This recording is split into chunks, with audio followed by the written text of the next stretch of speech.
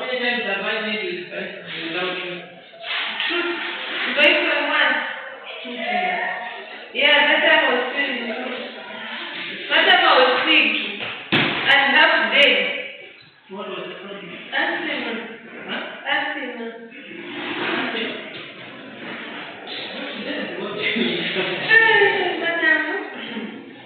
It's just by the grace of God that I'm here again. You were doing it. Yeah, I've been in hospital for 3 times. What was triggering? That's what just kept breathing. There should be something that was starting. You didn't find it. No, even after the hospital, since they give medicine, it was not even working. They were just keep on changing medicine for me. I'm also asthmatic, but my point is, there should be something that was starting. Okay, actually, for me, it started here in January when I was starting first semester. So I think I was allergic to both ways. Yeah. So January was... So actually, when it's very hot, then yeah. But then we should be school. Yes, we do the sports, but I don't know this time what was the problem. Apart from that, I can't wait. I think we will keep in that position. No. Wait. I'm not taking.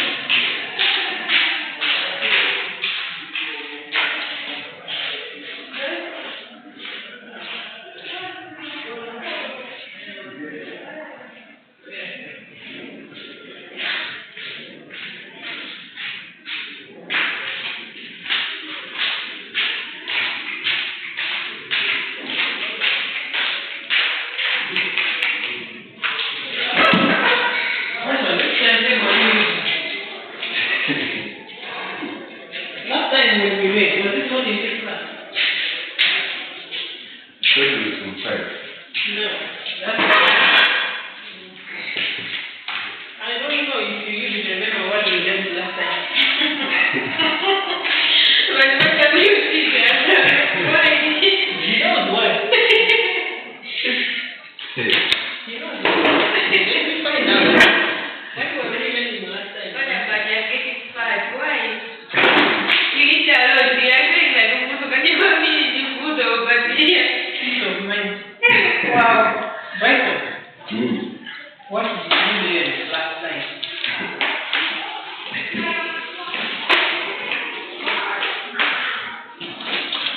Wait, I'm not kidding. You know it. I'm waiting. What was it about?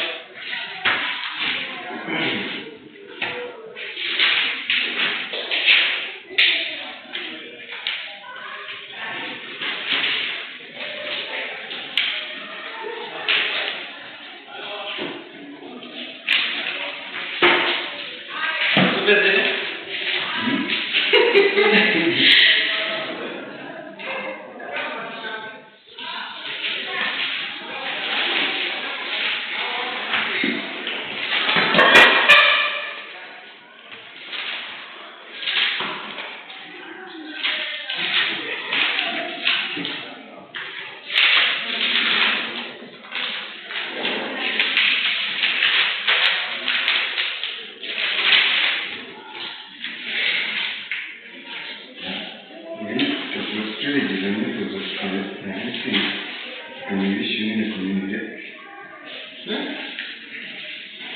Strategies and methods of enhancing communication in the community. In the community? Yeah. Education, psychology, communication. Yeah. What else did you learn?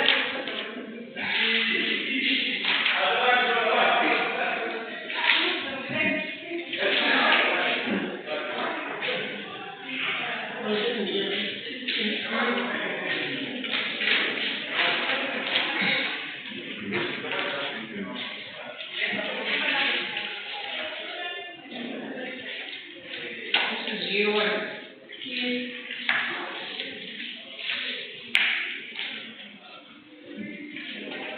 What else did you learn?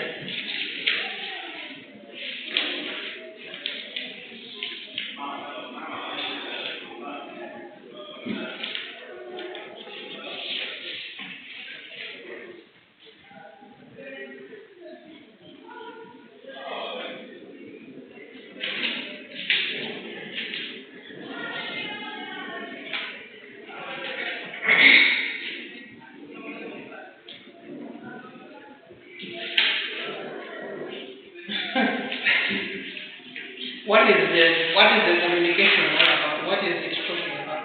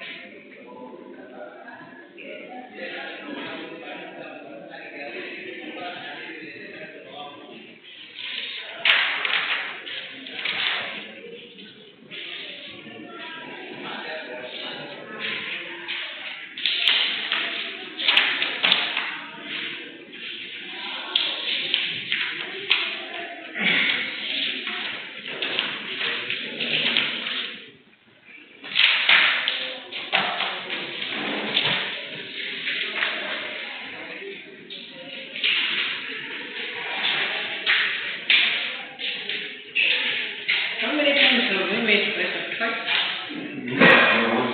Once?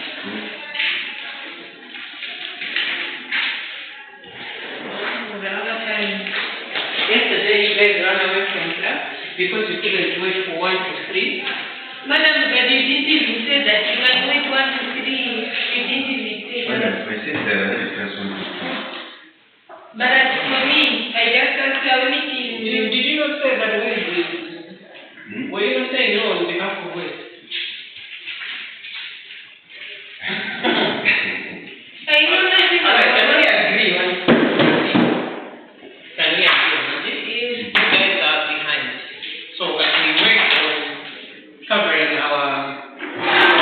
work that we're supposed to cover, can we do that? Not today. But we progress. What are you having in mind? Madam, for me, we have one class. You have one class here too. What time? 8 to 10. From 1 to 3. From 10? 1 to 3. 1 to 3. 8 to 10. Yes. So Monday is out.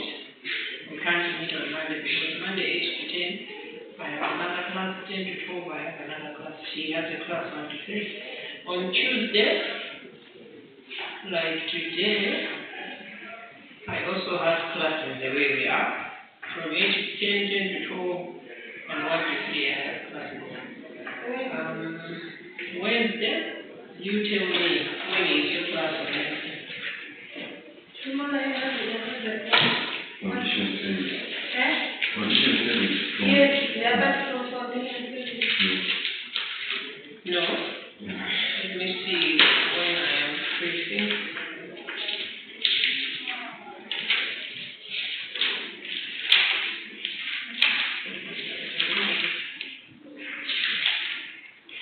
Wednesday, I have a class 8 to 10. But That's 2 years of class from 8 to 10. No. That's 10 to 12. 10 to 12? 8 to 12. You have classes. Then we can meet 1 to 3. Because 12 I've got a great meeting with a certain group of students who are still there. So we need to meet 1 to 3 tomorrow. That's Wednesday. So we meet Wednesday this week. We meet Wednesday the other week as well. Yeah, from then on, then we can go on from that. But if you think it's too much, you have to little bit away of that. Alright, so Where's your friend here? Last time when he was coming, he was not complete. That's why he can't remember what was writing.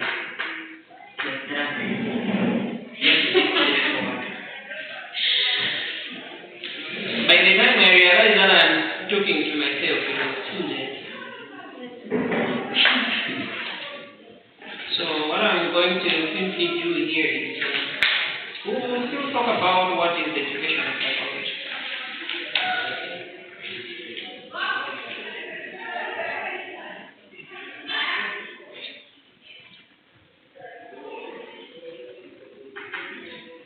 Okay, so we talked about what education psychology is. He's talking about communication. My worry is those communication notes are also from another class. It means that that class also you didn't understand because you are misplacing it, and I don't know which class that one is. These guys, this area. Your parents have been trying to source funds and money to make sure you guys are there. Alright, so when we are talking about educational psychology, this is one branch. Psychology has got a lot of branches. I've always said this. There is education psychology, you talk about fashion psychology, there is counseling psychology, so there are several branches of psychology. Educational psychology happens to be one of the branches of psychology. This one deals with the study of the learner in relation to education.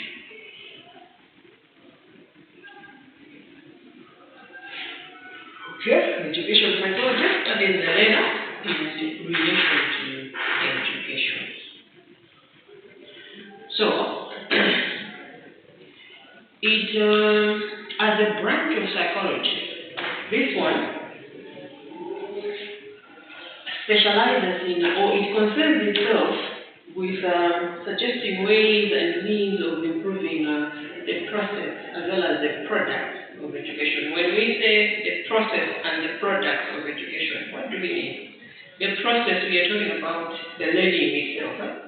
The product, we are talking about the outcomes of education. So, education psychology is going to concern itself with the learning process, the teaching and the learning process.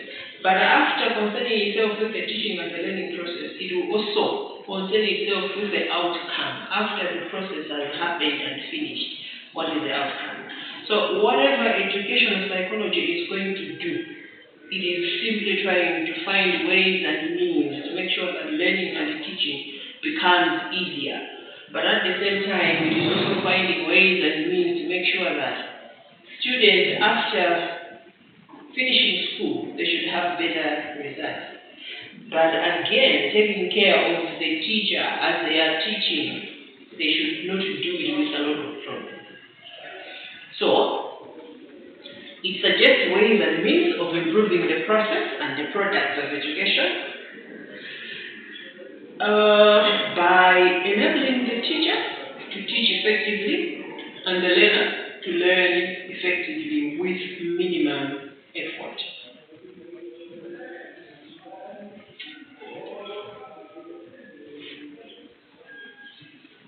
Teaching has to happen, learning has to happen, but all these two, it has to happen with minimum effort. So this is the work of educational psychology. That is why it is designated as the service of education. So teaching and learning must happen, but they should happen with minimum effort.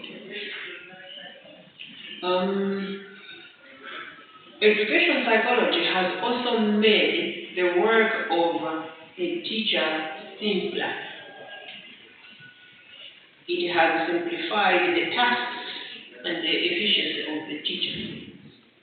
We are going to discover why and how. How did psychology, or how does psychology simplify the tasks of a teacher?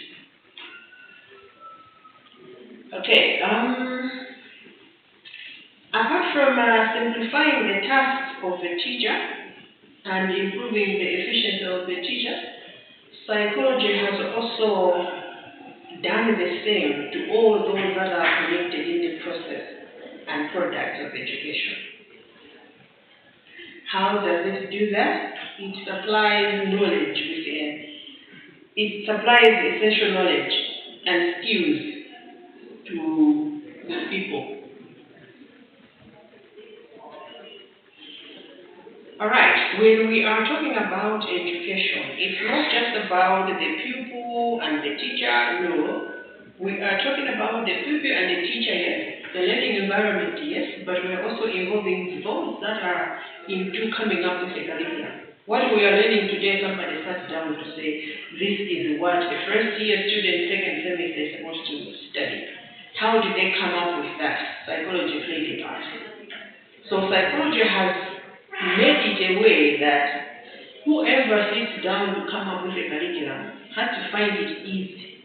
But at the same time, should be able to put together content that is going to be well understood by a first year student who is in second year, who is in their second semester. So psychology, education psychology is equated to technology, science and technology, in a sense that technologies are there to make our life a bit simpler, right? Work that was supposed to be done by man the whole day, with technology it can be done within a few hours. If I was to write a book using my hands, it would take me a long time. But if I would write the same book using this computer, it's going to be fast. 1 hectare piece of land can be cultivated within hours, but with a castle and a man behind, it will go on for weeks. What is happening? Science and technology has made work easier. So they say that the way science and technology has made work easier, has made man to put minimal effort in a lot of work. It is the same thing that science, educational psychology has done to teachers as well as students. So students are finding it easier to learn. Teachers are finding it easier to teach because of the presence of educational psychology.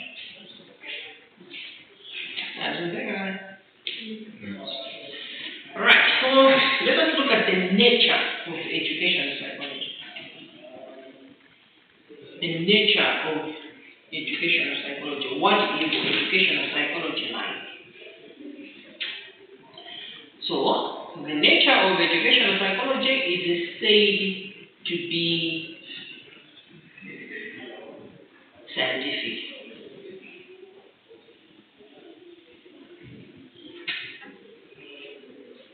It is said to be scientific.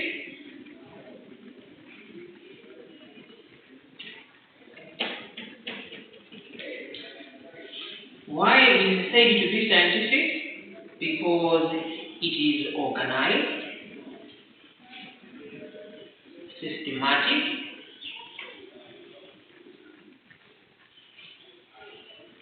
and universally accepted.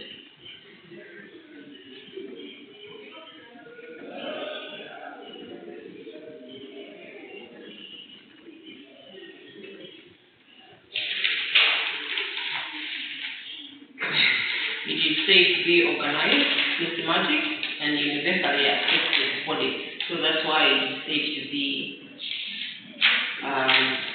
scientific.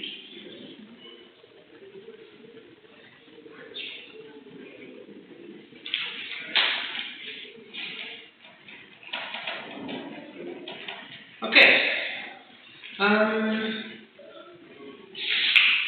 Educational psychology also employs scientific methods.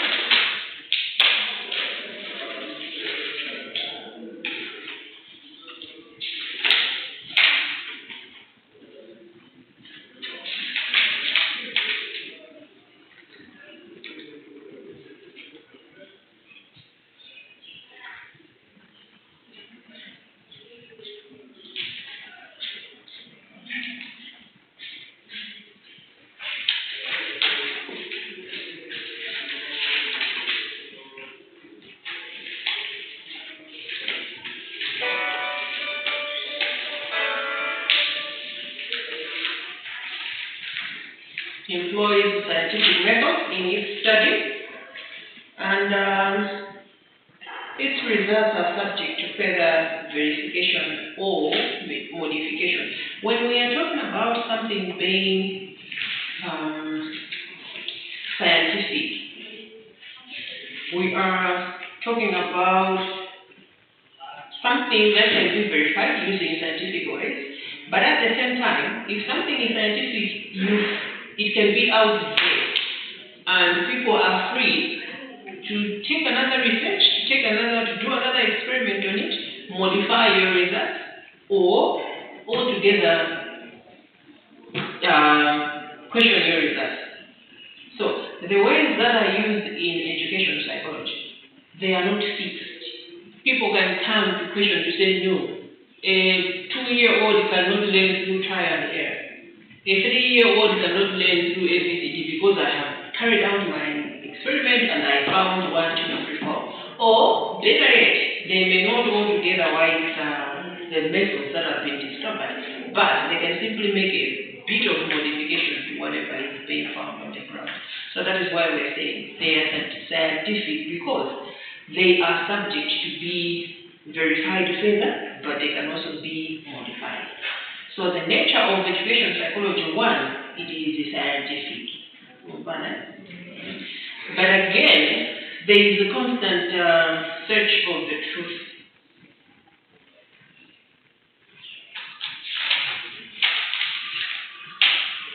Why we are saying it is scientific? Because there is constant search of truth. It is reliable. It is positive science. I am going to explain each one of them further. It is positive science. It is reliable. It is in constant search of the truth. It is also applied behavioral science, and it also develops positive science. So these are some of the reasons why education psychology is said to be universal.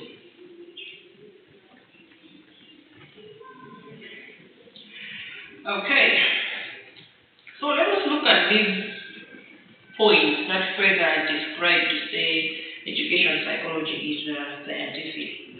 So one of them is laws of education psychology are universal. We are saying education psychology is scientific. Why